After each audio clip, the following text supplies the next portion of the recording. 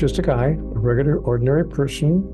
I never thought I'd wind up being an author, honestly. But 30 years ago or so, about 28 years ago, I had a remarkable experience. I was moving through a very dark time in my life when everything was going wrong. And I had a childhood belief in this notion of a higher power. What's interesting, as an aside, Clark, surveys have shown that 8 out of 10 people believe in some kind of higher power. There must be more going on here than meets the eye.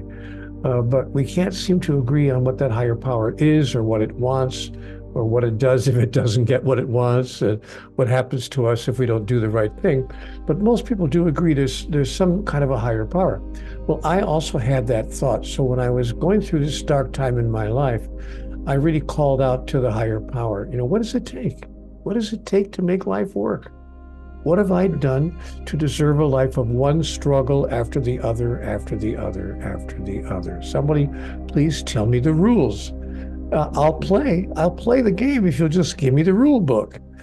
So, and as it happened, one morning around 4:20 in the morning, I woke up with these thoughts in my mind.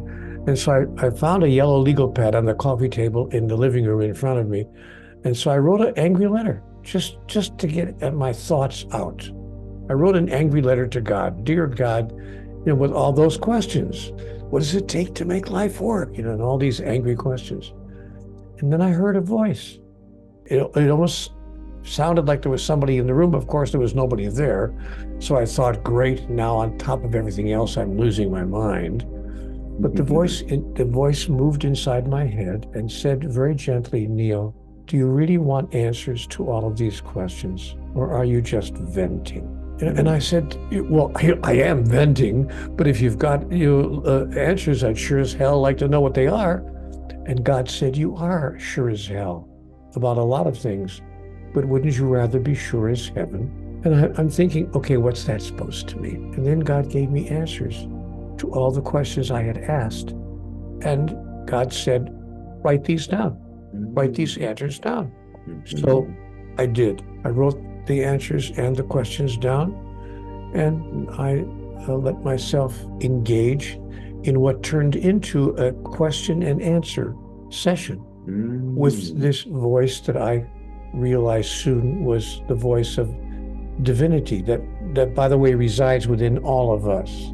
But and all of us can and often in our life already have accessed that place of higher wisdom.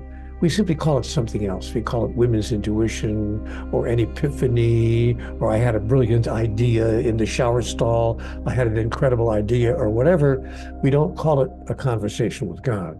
But I wound up thinking, I'm having a conversation with God here. So I kept all the notes. Then, Clark, in the middle of the conversation, I was told, Neil, you will make of this one day a book, and it will be accessed by many people.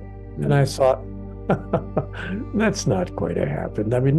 No legitimate publisher. I guess I could self-publish, but no legitimate publisher of books is going to put this thing out in the marketplace because there's a man who says he's having a conversation with God. It's not going to happen.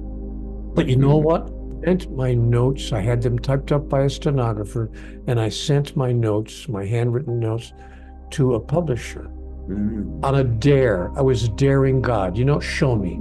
Because I knew it was the one chance in a million that anyone would actually put this out. So frankly, I sent it off to, I think, maybe 4 or 5 publishers, not 10 or 20, but a small number, 4 or 5 publishing houses, just to see what would happen.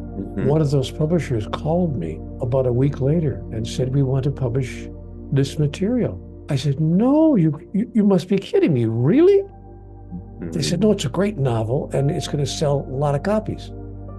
I said, wait a minute, this is not a novel, this is not fiction. And the publisher said, are you telling me this actually happened to you?